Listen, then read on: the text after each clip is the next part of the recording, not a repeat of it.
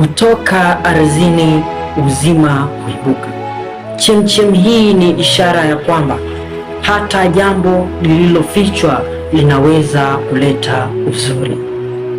Usikate tamaa, kwa sababu kuna uzuri unachipuka ndani yako.